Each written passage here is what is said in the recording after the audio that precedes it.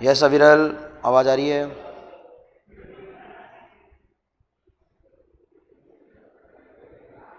Okay, तो मैं आपसे ये पूछ रहा था लास्ट टाइम अपन ने कहाँ तक कर लिया था?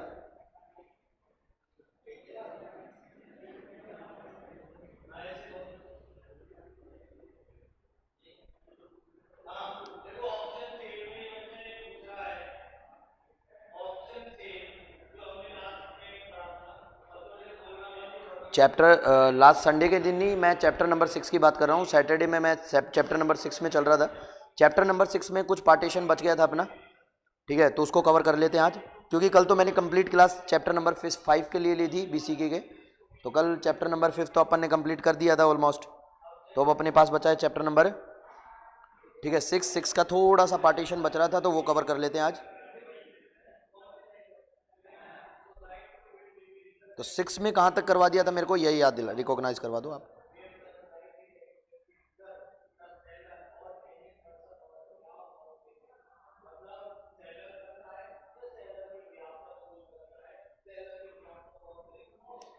तो ऑलमोस्ट मेरे को लग रहा है सारा बता दिया था मैंने मार्केटिंग वाली टर्मिनोलॉजीज के अंदर। अब आप अपनी स्टार्ट होती है बैंकिंग टर्मिनोलॉजीज। बैंकिंग टर्मिनोलॉजीज के अंदर आपको ज़्यादा चीज़ें कुछ याद नहीं रखनी है, नाम से ही आपको आइडेंटिफाई हो जाएगा। एक्सेप्टेंस का मतलब होता है किसी भी तरीके का लोन का अमाउंट है, कोई भी फाइनेंशियल इंस्ट्रूमेंट है जिसको एक बैंक अप्रूवल दे देता है या एक्सेप्ट कर लेता है, ठीक है, तो उसको एक्सेप्टेंस टर्म से अपन मतलब सिंबल सिग्निफाई करते हैं। इसके बाद में आता है एक्सेप्टिंग हाउस। एक्सेप्टिंग हाउस का मतलब बैंक का एक स्पेशल डिपार्टमेंट होता है जो किसी भी, ठीक है, नेगोशिएबल इंस्ट्रूमेंट या फिर किसी भी तरीके के चेक को एक्सेप्ट करना या डिपॉजिट्स को एक्सेप्ट करने का काम करता है, उसको एक्सेप्टिंग हाउस कहते हैं। देखो क्या लिखा है, an accepting house is a banking और finance organisation and specialise in the service of acceptance and guarantee of bills of a exchange, ठीक है। इसके बाद में अपन बात करते हैं अकाउंट बैलेंस। अकाउंट बैलेंस का मतलब आप जानते हैं, अकाउंट बैलेंस में क्या आता है कि आप बैंक अकाउंट के अंदर जितने भी लिक्विड को कैरी करते हैं, जितनी भी डिपॉजिट को कैरी करते हैं, उसको अकाउंट बैलेंस कहते हैं। एक्रूड इंटरेस्ट का मतलब होता है कि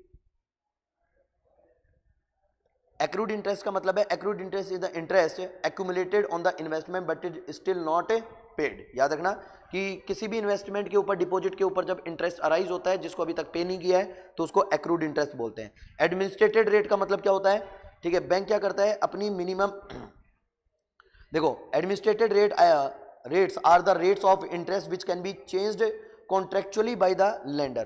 कि लेंडर जो है मतलब लोन देने वाला जो है, ठीक है, वो अगर किसी कॉन्ट्रैक्ट या कंडीशन के बेस पर इंटरेस्ट रेट को चेंज कर देता है, मतलब किसी स्पेसिफिक कंडीशंस के लिए इंटरेस्ट की रेट को अगर चेंज कर दिया जाता है, तो उसको अपन क्या बोलते हैं, ठीक है, एडमिनिस्ट्रेटेड रेट, ठीक है।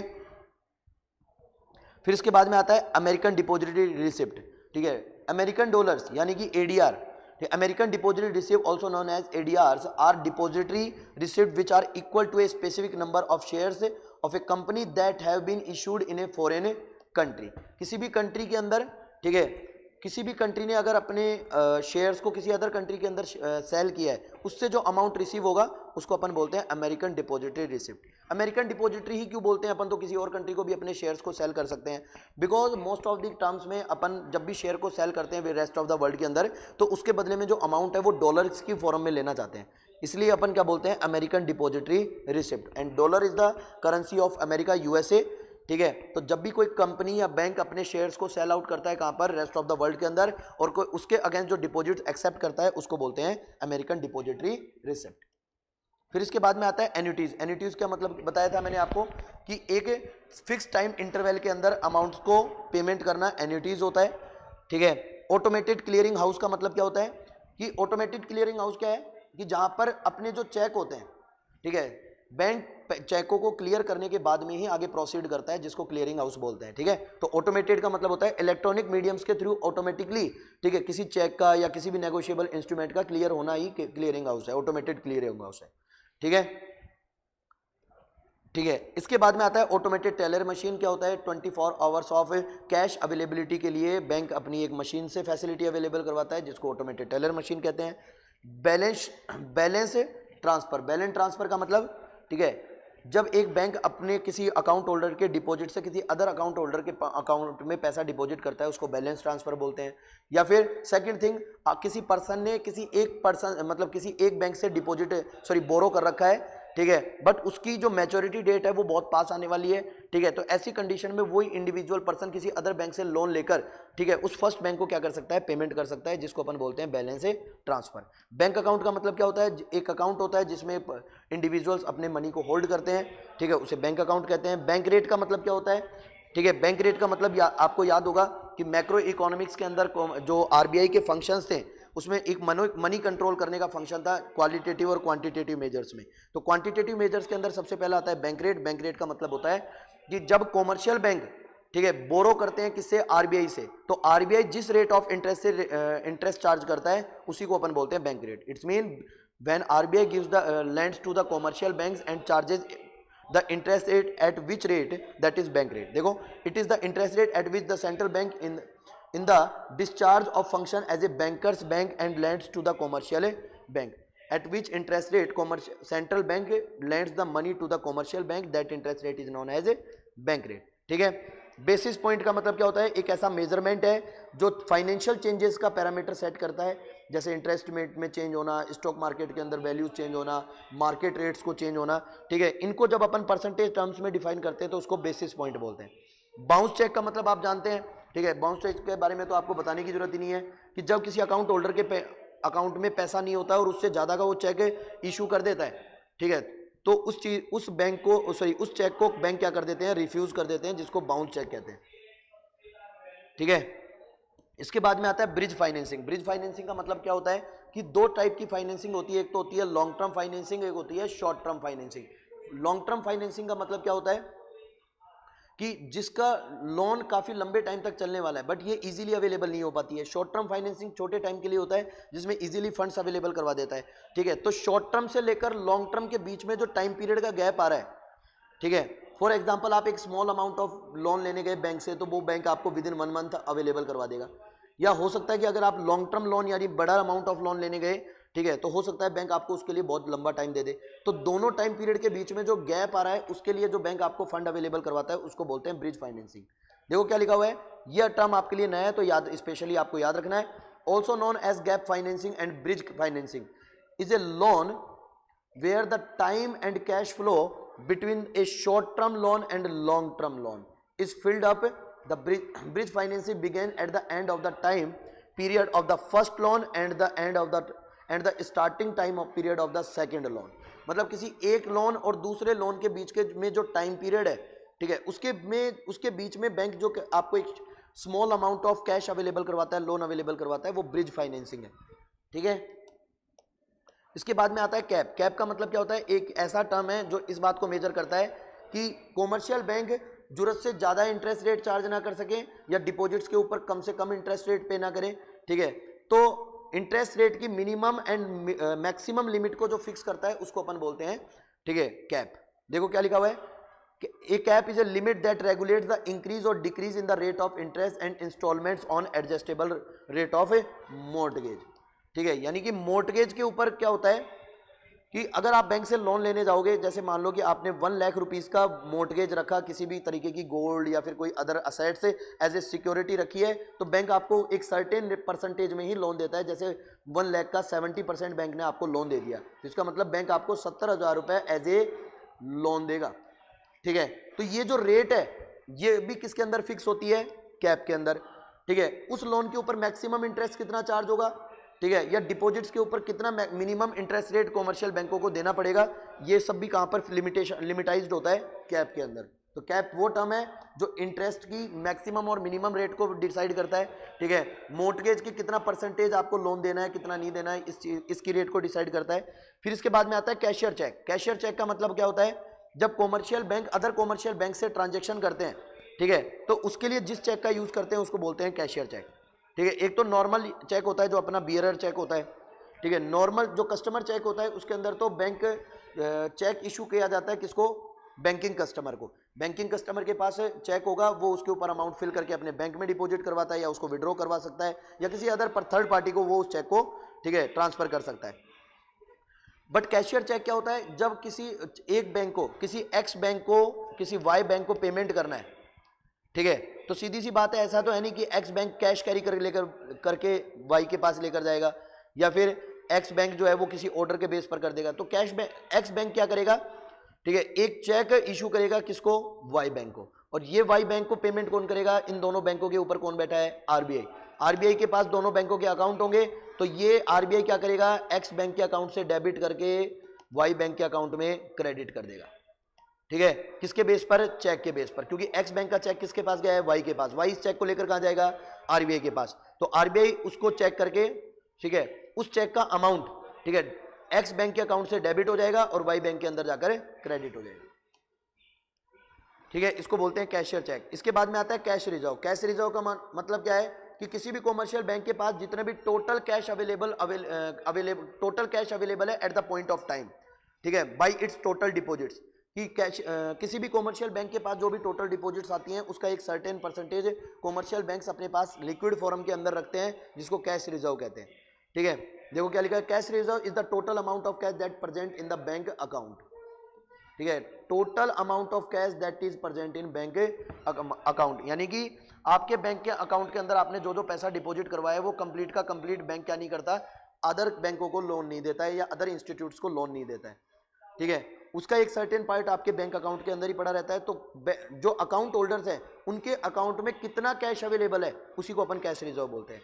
इसके बाद में आता है certificate of deposit. Certificate of deposit का मतलब क्या होता है, आपने, ठीक है, जितना भी अकाउंट अपने अकाउंट के अंदर पैसा डिपॉजिट करवाया है उसकी एक प्रोमिसरी लेटर होता है, ठीक है, जो बैंक आपको वापस दे देता है। जैसे आपने एक बैंक स्लिप देखी होगी, बैंक स्लिप के अंदर आपने ये नोटिस किया होगा कि एक साइड में एक स्लिप होती है जिसमें आप अपना, ठीक है, डिपॉजिट का कंप्लीट ब्यौरा, ठीक है, नोट करते हो, ठीक है, वही सेम ब्यौरा आपने यहां पर नोट किया होगा। तो ये वाली स्लिप तो अपने पास रख लेगा बैंक, और ये वाली जो इधर साइड वाली, जो लेफ्ट साइड वाली जो स्लिप है, ये बैंक किसको दे देता है वापस से, कस्टमर को, ठीक है। तो इसको क्या बोलते हैं, सर्टिफिकेट ऑफ डिपॉजिट। मतलब ये इस बात का प्रॉमिस है या प्रूव है कि आपने बैंक में इतना अमाउंट डिपॉजिट करवाया है, ठीक है। इसके बाद में आता है चेक। चेक तो आप जानते हैं, चेक एक नेगोशिएबल इंस्ट्रूमेंट है जो क्या करता है, एक बैंक से दूसरे बैंक की या एक पर्सन से दूसरे पर्सन को, ठीक है, अकाउंट्स के थ्रू डिपॉजिट या पेमेंट करने के काम में आता है। फिर इसके बाद में आता है एक टर्म क्लियरिंग। क्लियरिंग का मतलब होता है चेक को पास करना ही क्लियरिंग होता है। क्लियरिंग हाउस का मतलब क्या होता है, बैंक का वो स्पेशल डिपार्टमेंट जो चेक की कंप्लीट इंफॉर्मेशन कलेक्ट करने के बाद, उसका इंस्पेक्शन करने के बाद उसको पास करता है, ठीक है, तो उस डिपार्टमेंट को अपन बोलते हैं क्लियरिंग हाउस। क्लियरिंग हाउस में क्या होता है, सभी बैंकों के एजेंट्स बैठते हैं, ठीक है, जैसे मान लो कोई एक्स बैंक है, वाई बैंक है, जेड बैंक है, डब्ल्यू बैंक है, ठीक है, तो ये सारे बैंकों के एजेंट्स कहां पर बैठेंगे, इस क्लियरिंग हाउस में, ठीक है। जैसे ही किसी एक्स बैंक का चेक कहां पर आएगा, ठीक है, क्लियरिंग हाउस में, ठीक है, और ये चेक का पेमेंट करना है किसी बैंक वाई बैंक के अकाउंट होल्डर को, तो ये दोनों बैंक क्या करेंगे, क्लियर करेंगे किस बात को, कि जैसे मान लो कि कोई ए पर्सन है, ए पर्सन ने बी पर्सन को लोन चेक दे दिया, ठीक है, ए पर्सन से बी पर्सन के पास चेक चला गया, ए पर्सन का जो बैंक अकाउंट है वो एक्स बैंक में है और बी का वाई बैंक में है, तो ए चेक देगा बी को और बी चेक लेकर कहां पर जाएगा, अपने बैंक के पास। ये वाई बैंक के थ्रू ये चेक कहां पर आ जाएगा, ठीक है, क्लियरिंग हाउस में। अब ये चेक क्लियरिंग हाउस में आने के बाद में ये एक्स बैंक का जो एजेंट है वो इस बात को क्लियर करेगा कि इस चेक के मतलब इस चेक में जो अमाउंट लिखा हुआ है उसके इक्वल, ठीक है, एक्स बैंक के अकाउंट होल्डर के पास पैसा है या नहीं है, ठीक है। अगर होगा तो ये इसको क्लियर कर देंगे, पास कर देंगे, ठीक है, तो इसके अकाउंट से पैसा डेबिट होकर किसके पास चला जाएगा, ठीक है, वाई बैंक बैंक मतलब बी के अकाउंट में जाकर क्या हो जाएगा, क्रेडिट, और एक्स के अकाउंट से क्या हो जाएगा, डेबिट। तो ऐसा करने के लिए जो हाउस बना रखा है बैंकों ने उसको बोलते हैं क्लियरिंग हाउस, ठीक है। इसके बाद में आता है कंपाउंड इंटरेस्ट। आप जानते हैं इंटरेस्ट के ऊपर इंटरेस्ट चार्ज करते हैं, ठीक है, जितना भी डिपॉजिट अमाउंट है, टोटल डिपॉजिट है, उसके ऊपर जो इंटरेस्ट चार्ज होता है उसको बोलते हैं, ठीक है, कंपाउंड इंटरेस्ट। इसके बाद में आता है डेबिट कार्ड। डेबिट कार्ड क्या होता है, एक नेगोशिएबल इंस्ट्रूमेंट है, ठीक है, एक बैंक का ऐसा इंस्ट्रूमेंट है जिसके थ्रू आप क्या कर सकते हो, आपके बैंक अकाउंट में जितना अमाउंट अवेलेबल है उसके इक्वल आप पेमेंट कर सकते हो, उसको डेबिट कार्ड बोलते हैं। डिपॉजिट स्लिप का मतलब क्या होता है, देखो आप बैंक में किसी भी तरीके के बैंक में जाओगे तो वहां पर बैंक अकाउंट में पैसा डिपॉजिट करवाने के लिए इस तरीके की स्लिप होती है, ठीक है, उसको क्या बोलते हैं, डिपॉजिट स्लिप। ये इस बात की गारंटी होती है कि आपने किस फॉरम के अंदर, किस किस करेंसी की फॉरम के अंदर बैंक में पैसा जमा करवाया है, आपका अकाउंट नंबर क्या है, आपकी account detail, date of deposit, ठीक है, आपके सिग्नेचर, इस तरीके के सारे, ठीक है, फॉर्मेलिटीज को पूरा करने के बाद में ये डिपॉजिट स्लिप आपके अकाउंट के अंदर पैसे को डिपॉजिट करवाती है अलॉन्ग विथ कैश। ठीक है, इसके बाद में आता है डिपॉजिटर। डिपॉजिटर कौन होता है? एक पर्सन होता है जो बैंक अकाउंट में पैसा जमा करवाता है। डेब्ट सेटलमेंट का मतलब क्या होता है कि जब बैंक को बहुत कम चांसेस होते हैं, बहुत बैंक इस बात से लेकर अफ्रेड रहता है, ठीक है, कि सीधी सी बात है कि बैंक का जो अमाउंट है वो वापस रिकवर हो पाएगा या नहीं हो पाएगा, तो ऐसी कंडीशन में, ठीक है, जो बैंक है वो अपने बैंकिंग कस्टमर के साथ क्या करता है? नेगोशिएशन करता है और, ठीक है, एक रिड्यूस्ड अमाउंट के ऊपर जो बोरोइंग है या डेब्ट है उसको रिकवर करने की कोशिश करता है। ठीक है, तो उसको बोलते हैं डेब्ट सेटलमेंट। तो देखो क्या लिखा हुआ है, डेब्ट settlement is a producers where in a person in डेब्ट negotiate the price with the lender of a loan. ठीक है, when a person debt negotiates with the price with the lender of a loan, कि जिसने loan दिया है उसके साथ, ठीक है, डेब्ट के लिए नेगोशिएट करता है जो पर्सन, उसको क्या बोलते हैं? डेब्ट settlement. In order to reduce the instalments, ठीक है, इंस्टॉलमेंट को रिड्यूस करके या लोन का जो टोटल अमाउंट है उसको रिड्यूस करने के लिए जो नेगोशिएशन होता है, ठीक है, at the rate of payment या इंटरेस्ट रेट जो है उसको लेकर जो नेगोशिएशन होता है, ensure fast and guaranteed repayment. But इसमें क्या होता है कि कॉमर्शियल बैंक तभी नेगोशिएट करने को रेडी होता है जब, ठीक है, जो पर्सन है, डेटर, जो डेटर है, वो जल्दी से जल्दी और गारंटीड रीपेमेंट करने को रेडी हो जाए तब। इसके बाद में आता है डेब्ट रीपेमेंट, मतलब कि जो लोन लिया गया है उसको पे करना डेब्ट रीपेमेंट है। डेब्ट रिकवरी का मतलब कॉमर्शियल बैंक के लिए जो डेब्ट, कॉमर्शियल बैंकों ने जो लैंडिंग कर रखी है उसका अमाउंट वापस आना डेब्ट रिकवरी है।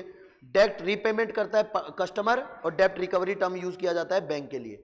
ई कैश का मतलब इलेक्ट्रॉनिक फॉर्म के अंदर कैश पेमेंट करना ही क्या है? ई कैश। फॉर एग्जांपल फोन पे, पेटीएम, ये सब क्या है? ई कैश मीडियम्स हैं जो इलेक्ट्रॉनिक फॉर्म के अंदर आपके कैश को या फंड को अदर बैंक अकाउंट होल्डर के ट्रांसफर करते हैं। इसके बाद में अपन बात करते हैं early withdrawal penalty. Early withdrawal penalty का मतलब क्या होता है कि अगर आप अपने बैंक अकाउंट से, ठीक है, जैसे मान लो कि आपके बैंक अकाउंट के अंदर, ठीक है, 1 लाख रुपीज़ हैं और आपको फ्यूचर में किसी सर्टेन अमाउंट का 1 लाख रुपीज़ का पेमेंट करना है और वो बैंक के अंदर क्या हो चुका है? लॉक हो चुका है। ठीक है, आप उसकी पेमेंट होने से पहले पहले अगर आप उसको विड्रॉ कर लेते हैं, ठीक है, तो बैंक आपके ऊपर क्या चार्ज करता है? Early withdrawal penalty. मतलब बैंक की परमिशन, बैंक ने जिस अमाउंट को लॉक कर रखा था उस लॉकिंग अमाउंट को आपने पहले ही विड्रॉ या पे कर दिया तो वो अर्ली विड्रॉ पेनल्टी है।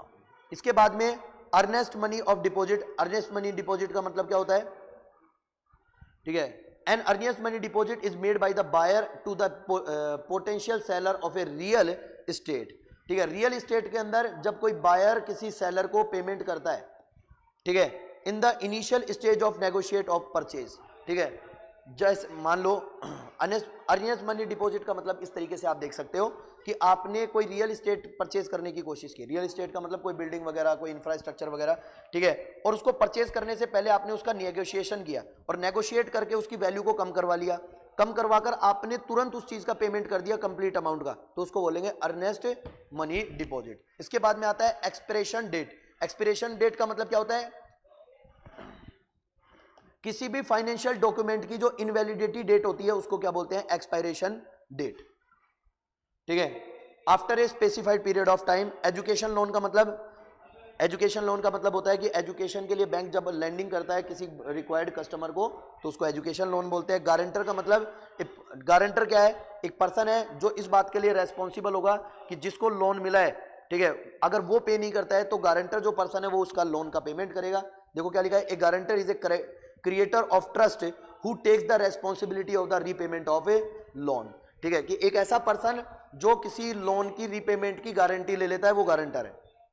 ठीक है, इसके बाद में आता है इंस्टॉलमेंट कॉन्ट्रैक्ट। इंस्टॉलमेंट कॉन्ट्रैक्ट का मतलब जब आप किसी, ठीक है, बैंक से कोई लोन लेते हैं और उसको एक छोटी छोटी स्मॉल इंस्टॉलमेंट्स के अंदर वापस रीपे करेंगे तो उसके लिए जो डीड होती है, जो एग्रीमेंट होता है, उसको क्या बोलते हैं? Instalment contract. ठीक है, इंटरेस्ट रेट क्या होती है? जिस बैंक अकाउंट, बैंक में डिपॉजिट करवाने पर या बैंक से बोरो करने पर बैंक जिस रेट से आपके, ठीक है, डिस्काउंट करता है या बैंक जिस रेट से आपको, ठीक है, आपके ऊपर प्राइस चार्ज करता है उसको क्या बोलते हैं? Interest rate. या ये कह सकते हैं इंटरेस्ट रेट प्राइस क्या, किसकी प्राइस होती है? बोरोइंग की और डिपॉजिट की। ठीक है, डिपॉजिट एंड बोरोइंग के ऊपर आपको जो प्राइस पे करनी पड़ती है या आपको जो प्राइस रिसीव होती है डिपॉजिट के ऊपर उसको अपन बोलते हैं इंटरेस्ट रेट। ठीक है। इसके बाद में आता है इंटरनेट बैंकिंग। इंटरनेट बैंकिंग का मतलब क्या होता है कि जितने भी बैंकिंग मीडियम्स हैं या बैंकों के थ्रू फैसिलिटीज मिलती हैं, अगर उनको बैंक इंटरनेट के थ्रू यूज किया जाए तो उसको इंटरनेट बैंकिंग कहते हैं। ठीक है। Banking services are enjoyed by the internet facility. ठीक है। Letter of credit. Letter of credit का मतलब कि बैंक से जब भी आप लोन लेंगे, ठीक है, तो बैंक आपको एक प्रॉमिसरी लेटर देगा या बैंक आपको एक कॉन्ट्रेक्चुअल लेटर देगा, उसको क्रेडिट लेटर कहते हैं। लॉक इन पीरियड का मतलब क्या होता है? ठीक है, एक सर्टेन पीरियड ऑफ टाइम के लिए बैंक आपके डिपॉजिट के अमाउंट को लॉक कर लेता है, उसको लॉक इन पीरियड बोलते हैं। ठीक है। एक guarantee given by the lender that there will be no change in the quoted mortgage rates for the specified period of a time. कहने का मतलब एक स्पेसिफिक पीरियड ऑफ टाइम तक आप अपने मोर्टगेज अमाउंट मतलब डिपॉजिटेड अमाउंट को change नहीं कर सकते हैं, इसको लॉक इन पीरियड बोलते हैं। फिर इसके बाद में आता है मोर्टगेज। मोर्टगेज का मतलब क्या है? Illegal mortgage is a legal agreement between the lender और a borrower where real estate property is used as a collateral for the loan. मतलब मोर्टगेज का मतलब है जब बोरोवर और, ठीक है, बायर, बोरोवर का मतलब लोन लेने वाला, ठीक है, और सेलर यानी कि यहाँ पर लेंडर जो है, ठीक है, बोरोवर और लेंडर के बीच में एक एग्रीमेंट होता है किस चीज को लेकर? ठीक है, कि जब लोन लिया गया है उसके लिए क्या सिक्योरिटी रखी जाएगी, और सिक्योरिटी होती है वो ज्यादातर किस में होती है? रियल एस्टेट के फॉर्म में होती है, प्रॉपर्टीज। ठीक है, यानी कि कोई लैंड की फॉर्म में हो सकती है, या फिर किसी कार की फॉर्म में हो सकती है, या फिर किसी हाउस के फॉर्म में हो सकती है, बिल्डिंग की फॉर्म में हो सकती है। ठीक है। इसके बाद में मैच्योरिटी। मैच्योरिटी डेट क्या होती है? जिस टाइम पीरियड के बाद में आपको या तो पेमेंट करना पड़ेगा या आप अपने अमाउंट को विड्रॉ कर सकते हो, उसको मैच्योरिटी पीरियड या पॉइंट कहते हैं। ठीक है। देखो क्या लिखा हुआ है, the term of maturity use indicate the end of the investment period. End of the investment period. ठीक है। इसके बाद में मार्केट वैल्यू। मार्केट वैल्यू का मतलब कि जिस वैल्यू के ऊपर ऑब्जेक्ट को सेल एंड परचेज किया जाएगा मार्केट में, उसको मार्केट वैल्यू कहते हैं। ऑनलाइन बैंकिंग का मतलब अभी बताया था इंटरनेट बैंकिंग। ठीक है। ऑनलाइन यानी कि इंटरनेट का यूज करके अकाउंट्स में पैसे को ट्रांसफर करना ही ऑनलाइन बैंकिंग है। ओवरड्राफ्ट। ओवरड्राफ्ट आप लोग जानते ही हैं। पेई का मतलब क्या होता है? पेई वो पर्सन है जो अमाउंट को रिसीव करेगा, ठीक है, और पेयर कौन होता है? जो अमाउंट को पे करेगा वो पेयर, जो रिसीव करेगा वो पेई। Personal identification number. ठीक है, बैंक के अंदर आपकी एक यूनिक आइडेंटिटी क्रिएट करने के लिए आपको पिन नंबर दिया जाता है। ठीक है। Repo rate. रेपो रेट आपको अभी ऊपर मैंने बैंक रेट बताई थी, जिस तरीके से बैंक रेट होती है उसी तरीके से रेपो रेट होती है। ठीक है। जिस रेट ऑफ इंटरेस्ट पर कॉमर्शियल बैंक, ठीक है, एक शॉर्ट टर्म लोन लेते हैं किससे? रिजर्व बैंक ऑफ इंडिया या सेंट्रल बैंक से, उसको बोलते हैं रेपो रेट। और ये शॉर्ट टर्म पीरियड कितना होता है? 2 वीक्स का पीरियड होता है। ठीक है, यानी कि a rate of interest at which commercial bank borrows from the reserve bank of India, ठीक है, for the short term time period of 2 weeks. ठीक है, दैट इज रेपो रेट। और बैंक रेट का मतलब एक लॉन्ग टर्म के लिए अगर आप कॉमर्शियल बैंकों से कॉमर्शियल बैंक रिजर्व बैंक से लोन लेता है तो उसको बैंक रेट कहते हैं। ठीक है। जनरली रेपो रेट लेने के लिए आपको कॉमर्शियल बैंकों को सेंट्रल बैंक के पास गवर्नमेंट सिक्योरिटीज को एज ए कोलेटरल रखना पड़ता है। ठीक है। इसके बाद में आता है रिवर्स रेपो रेट। तो रेपो रेट का उल्टा रिवर्स रेपो रेट क्या होती है? ठीक है, जिस रेट ऑफ इंटरेस्ट पर आरबीआई बोरो करता है किससे? कॉमर्शियल बैंकों से, उसको बोलते हैं रिवर्स रेपो रेट। इसके बाद में आता है स्मार्ट कार्ड। जितने भी डेबिट कार्ड और क्रेडिट कार्ड होते हैं, जो क्या करते हैं? Smart card possess the computer chip and which use to data storage and processing and identification. ठीक है, इसमें आपकी आइडेंटिफिकेशन होगी, आपके डाटाज होंगे, आपको पेमेंट करने में हेल्प करेगा। ठीक है। और एक चिप मीडियम होता है जो एक अकाउंट से दूसरे अकाउंट में पैसे को डिपॉजिट करवाने में काम आता है। स्मार्ट कार्ड हो गया। Syndicated loan. सिंडिकेटेड लोन का मतलब क्या है? A very large loan extended by a group of small banks to a single borrower. मतलब जब एक कॉमर्शियल बैंक क्या करता है, किसी एक बोरोवर को, किसी सिंगल बोरोवर को बहुत सारे स्मॉल फाइनेंसिंग बैंक से पैसा कलेक्ट करके लोन अवेलेबल करवाता है, तो उसको बोलते हैं सिंडिकेटेड लोन। फॉर एग्जाम्पल, कोई एक्स बैंक है, ठीक है, इस एक्स बैंक के पास में, ठीक है, वाई पर्सन आता है और एक बहुत बड़ा अमाउंट लोन लेने आता है। तो बड़ा अमाउंट जो है, जैसे मान लो 100 करोड़ रुपीस का लोन लेने आ गया, 100 CR का। ठीक है, तो सीधी सी बात है 100 CR का हो सकता है कि इस एक्स बैंक के पास इतना फंड इमीडिएटली अवेलेबल हो या ना हो। तो ऐसी कंडीशन के अंदर एक्स बैंक क्या करेगा? बहुत सारे स्मॉल फाइनेंसिंग बैंक से पैसा क्रेडिट पर लेगा, और ये क्रेडिट किसको देगा? वाई को। ठीक है, तो इसको बोलते हैं सिंडिकेटेड लोन। ये उसी तरीके से है जैसे सिंडिकेट मार्केट वर्क करता है ओलिगोपोली मार्केट के अंदर। ठीक है। इसके बाद में आता है टाइम डिपॉजिट। टाइम डिपॉजिट का मतलब होता है एफडी।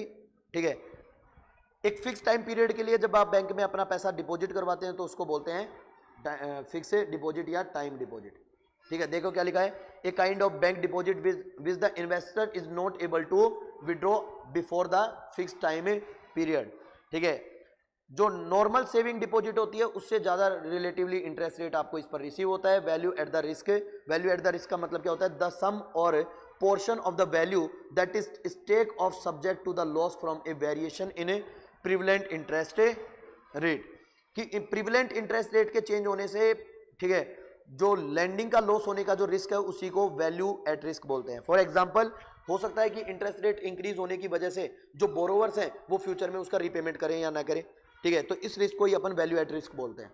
ठीक है, होलसेल बैंकिंग का मतलब क्या होता है कि जब आप किसी लार्ज बोरोवर को अमाउंट अवेलेबल करवा रहे हैं at the lowest possible interest rate, तो उसको बोलते हैं होलसेल बैंकिंग। क्या लिखा है, wholesale banking is a term used to for the bank which offers services to the other corporate entities, large institutes and other financial institutes। मतलब large corporates हैं, large financial institutes हैं, उनको, ठीक है, जिस रिलेटिवली चीपर इंटरेस्ट रेट पर facilities available करवाई जा रही हैं वो क्या होती हैं, ठीक है, wholesale banking. Zero balance account का मतलब कि आपको बैंक अकाउंट ओपन करवाने के लिए कोई भी सर्टेन अमाउंट डिपॉजिट करवाने की जरूरत नहीं है। फिर इसके बाद में आता है zero down payment mortgage. Zero down payment mortgage का मतलब कि आपने कोई लोन लिया है, उसके, ठीक है, किसी भी असेट्स या रियल एस्टेट को परचेज करने के लिए आपने लोन लिया और कंप्लीट अमाउंट ऑफ मॉर्टगेज, मतलब जितने का आपके असेट्स है उसकी सेम वैल्यू के इक्वल आपने लोन ले लिया, तो उसको बोलते हैं जीरो डाउन पेमेंट मॉर्टगेज। मतलब एडवांस में आपने बैंक को कोई भी अमाउंट नहीं दिया। ठीक है, फॉर एग्जांपल जैसे आप कोई भी कार या व्हीकल परचेज करते हैं, ठीक है, कार एंड व्हीकल परचेज करेंगे तो इनिशियली आपको थोड़ा सा पैसा देना पड़ेगा। ठीक है, उस जो इनिशियली आपको अमाउंट पे करना पड़ेगा वो क्या होता है, डाउन पेमेंट। बट आपने कोई भी डाउन पेमेंट नहीं लिया और कंप्लीट कार की वैल्यू पर क्या आपने क्या ले लिया, लोन ले लिया, तो उसको जीरो डाउन पेमेंट लोन बोलते हैं। ठीक है, इसके बाद में आता है एक्विजिशन। अदर बिजनेस टर्मिनोलॉजीज के अंदर एक्विजिशन का मतलब होता है परचेज करना। ठीक है, किसी भी, ठीक है, जनरली बड़ी कंपनियों के लिए, असेट्स के लिए अपन ये टर्म यूज करते हैं। ठीक है, बैंकरप्सी का मतलब क्या होता है, जब आप अपने बैंक को, ठीक है, इंसॉल्वेंसी के केस में बैंक को आप अपना पैसा रिकवर पे करने में कैपेबल नहीं है, अपनी बैंक लाइबिलिटीज को पे करने में कैपेबल नहीं है, then you bring as a bankruptcy. Bottom line का मतलब क्या होता है, is a plain English bottom line means, ये बॉटम लाइन टर्म याद रखना आपको, bottom line means the most important fact और aspect of anything in BCK. It may be defined as the firm's income after all expenses. Firm's income और after expenses have been deducted from the revenues. ठीक है, देखो firm की revenue जो है, ठीक है, उसमें से एक्सपेंसेस डिडक्ट करने के बाद में जो अमाउंट मिलता है, ठीक है, उसको बॉटम लाइन बोलते हैं। क्योंकि आप कोई भी बिजनेस फर्म अपनी रेवेन्यू को अपने मिनिमम एक्सपेंडिचर से नीचे नहीं ले जाना चाहती है। ठीक है, these expenses include the interest charges paid on the loan, general and administrative cost and income taxes. In simple words it is the same thing as the net profit. ठीक है, इसके बाद में बात करते हैं बिजनेस एनवायरनमेंट। बिजनेस एनवायरनमेंट क्या होता है, ठीक है, बिजनेस से रिलेटेड जितने भी एक्सटर्नल और इंटरनल कंडीशंस होती है उनको बिजनेस एनवायरनमेंट कहते हैं। बिजनेस फैसिलिटेटर्स क्या होता है, जो बिजनेस को, किसी भी बिजनेस को ऑपरेट या उसको उसके परफॉर्मेंस में, ठीक है, सपोर्ट करते हैं, हेल्प करते हैं, असिस्ट करते हैं, उनको बिजनेस फैसिलिटेटर कहते हैं। ठीक है, जैसे जो बैंकिंग इंस्टीट्यूट्स वगैरह जो होते हैं, गवर्नमेंट जो होती है वो बिजनेस फैसिलिटेटर होती है, क्योंकि वो एक प्लेटफॉर्म अवेलेबल करवाती है ताकि कोई भी बिजनेस एंटरप्राइज अपने आप को ऑपरेट एंड रन कर सके एक कंड्यूसिव एनवायरनमेंट में। Corporate forms the business organisation, बहुत सारे बिजनेस ऑर्गेनाइजेशंस मिलकर जो, ठीक है, ग्रुप क्रिएट करते हैं उसको corporate forms of business organisation बोलते हैं। कॉर्पोरेट गवर्नेंस, ठीक है, कॉर्पोरेट गवर्नेंस का मतलब सभी कॉर्पोरेट मिलकर एक ग्रुप बना लेते हैं और जो रूल एंड कंडीशन डिसाइड करते हैं उसको कॉर्पोरेट गवर्नेंस बोलते हैं। इलेक्ट्रॉनिक कॉमर्स का मतलब है इलेक्ट्रॉनिक मीडियम्स के थ्रू ट्रेडिंग करना। ठीक है, इलेक्ट्रॉनिक कॉमर्स है। Electronic filing is the system of filling information required by the regulator, government and other electronically in taxation. ठीक है, in taxation it is method of filling of tax returns and tax forms of the internet. Rule and regulations को follow करना, information collect करना through the electronic mediums. ठीक है, globalisation का मतलब आप जानते हैं, जब एक कंट्री अपने ट्रेड को अदर कंट्रीज के साथ एसोसिएट करती है तो उसको ग्लोबलाइजेशन बोलते हैं। ठीक है, गुडविल का मतलब आप जानते हैं। ठीक है, goodwill is the accounting is the difference between the company's pays when it buys the assets of another company and to the value of those assets. Sometime real goodwill is a company's good reputation. ठीक है, brand loyalty, reputation, ठीक है, इनको तो बोलते हैं companies goodwill, ठीक है, जो क्रिएटेड है। समटाइम्स गुडविल आप परचेज भी कर सकते हो, जब किसी अदर कंपनी की असेट्स को आप परचेज करते हैं तो उसको परचेज गुडविल बोलते हैं। इंफ्रास्ट्रक्चर का मतलब आप जानते हैं, ठीक है, बिजनेस को सपोर्ट करने के लिए, प्रोडक्टिविटी को इनहांस करने के लिए जिन मीडियम्स का यूज करते हैं उनको बोलते हैं इंफ्रास्ट्रक्चर, ठीक है। Joint products and by products, joint products का मतलब एक प्रोडक्ट के साथ जब दूसरे प्रोडक्ट को परचेज करना पड़ता है तो उसको जॉइंट प्रोडक्ट कहते हैं, ठीक है। Joint products are represent two and more than products separated in the course of the same processing operation. इसके बाद में टर्म आता है लिबरलाइजेशन, लाइसेंसिंग को कम करना, ठीक है, बिजनेस एनवायरनमेंट को लिबरल बनाना, ये लिबरलाइजेशन है। लॉजिस्टिक्स का मतलब जहां पर कॉमर्शियल एक्टिविटीज को परफॉर्म करेंगे वो लॉजिस्टिक है। मर्जर, दो कंपनियां अपनी एसेट्स को कंबाइंड कर लेती हैं, वो मर्जर होता है। मिशन, किसी पर्टिकुलर ऑब्जेक्टिव को अचीव करने के लिए जो आप प्लान बना रहे हैं उसको मिशन बोलते हैं। एक टर्म आपको स्पेशली याद रखना है, पेस्टल, ठीक है। It is an mnemonic, a pattern of letters that helps in remembering the various elements of the macro environment of a business. एक ऐसा, ठीक है, देखो याद रखना है, एक ऐसा लेटर होता है जो मैक्रो इकोनॉमिक एनवायरनमेंट में जो बिजनेसेस हो रहे हैं उनके डाटास को रिमेंबर करवाने में हेल्प करता है, वो पेस्टल बोलते हैं। इसके बाद में प्राइवेटाइजेशन, आप जानते ही हैं, जब गवर्नमेंट अपनी इक्विटीज को प्राइवेट सेक्टर को सेल करती है उसको प्राइवेटाइजेशन बोलते हैं, ठीक है। Priority forms of business organisation, इसका मतलब बिजनेस ऑर्गेनाइजेशन के अंदर वो इंस्टीट्यूट जिनको, ठीक है, इन्वेस्टर्स सबसे ज्यादा प्रायोरिटी देते हैं। रिटर्न्स एंड रिस्क का मतलब किसी भी बिजनेस से जुड़ी हुई अनसर्टेनिटीज हैं वो रिस्क है, या रिटर्न्स का मतलब किसी भी बिजनेस एंटरप्राइज में इन्वेस्ट करने से जो प्रोडक्टिविटी एंड प्रॉफिट्स आ रहे हैं उनको रिटर्न्स बोलते हैं।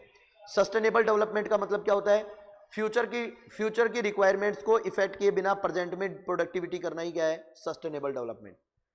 टर्म इंश्योरेंस का मतलब क्या होता है, ठीक है, एक फिक्स पीरियड तक आपको एक अमाउंट डिपॉजिट करवाना पड़ेगा इंश्योरेंस कंपनी को, उसके बाद में, ठीक है, उस पीरियड के उसके अंदर किसी भी तरीके का लॉस होता है तो जो इंश्योरेंस कंपनी है वो आपको बहुत बड़ा अमाउंट देगी। देखो क्या लिखा है, it is insurance for the certain time period which provides for the no deferral to the insured individual, यानी कि नो डिफरेल का मतलब है कि मैच्योरिटी के बाद में टर्म इंश्योरेंस का कोई भी अमाउंट आपको नहीं मिलेगा।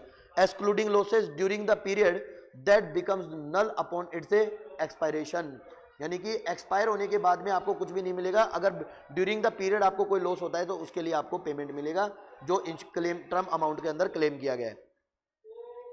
ट्रिपल बॉटम लाइन का मतलब क्या होता है, ये भी एक बीसीके का फिलोसफिकल वर्ड है। It promote the believe and evaluates the business performance, ठीक है, ये टर्म याद रखना है आपको, ठीक है। मार्केटिंग करने के 4 P's आपको पता ही है, प्रॉफिट, सॉरी, यहां पर ट्रिपल बॉटम लाइन के अंदर 3 टर्म यूज किए जाते हैं, प्रॉफिट, पीपल एंड प्लेनेट, ठीक है। इसके बाद में आता है टर्न अराउंड, ठीक है, फाइनेंशियल रिकवरी को बोलते हैं टर्न अराउंड। विजन का मतलब एक strategic vision is a road map of the companies future, vision का मतलब है कंपनीज फ्यूचर के लिए जो मैप तैयार रेडी किया आपने उसको विजन बोलेंगे। होल लाइफ इंश्योरेंस, अपने पूरे जीवन का इंश्योरेंस करवाना, ठीक है, होल लाइफ इंश्योरेंस है, ये बात आप सब जानते हैं। बस आपका चैप्टर यहीं कंप्लीट हो जाता है। इसमें बेसिकली आपको पीछे के जो क्वेश्चंस हैं, ठीक है, जो लास्ट में आपको एमसीक्यूज दे रखे हैं, ये आपको कंप्लीटली सॉल्व करने हैं, इनमें से किसी को भी अवॉइड नहीं करना है, ये बहुत इंपॉर्टेंट है, बार बार रिपीट कर रहा हूं, ठीक है। किसी भी आईसीआई के मॉड्यूल के पीछे के जो जितने भी एमसीक्यूज हैं, हमारे एमसीसी के जो मॉड्यूल्स हैं, उन पे एक एक एमसीक्यू को आपको सॉल्व करना ही होगा, ठीक है। एक बार के लिए अगर आप पूरे कंटेंट को नहीं भी पढ़ते और एमसीक्यूज को पढ़ के चले जाते हैं तो भी अगर आपके एमसीक्यूज पूरे याद हैं तो आपके 90% तक के चांस है कि आपके सारे क्वेश्चन बीसीके के सॉल्व हो जाएंगे, ठीक है, क्योंकि ऑलमोस्ट जितने पॉसिबल क्वेश्चन बन सकते हैं चैप्टर के अंदर वो सारे आपके मॉड्यूल के अंदर दे रखे हैं, ठीक है। तो अपना चैप्टर यही कंप्लीट होता है। 6th चैप्टर कंप्लीट हो चुका है, 5th मैंने आपके कल क्लास संडे क्लास के अंदर कंप्लीट करवा दिया था। अब नेक्स्ट चैप्टर अपन 4 या 3rd या 4th कल स्टार्ट करेंगे, ठीक है। Now bye bye, have a nice day.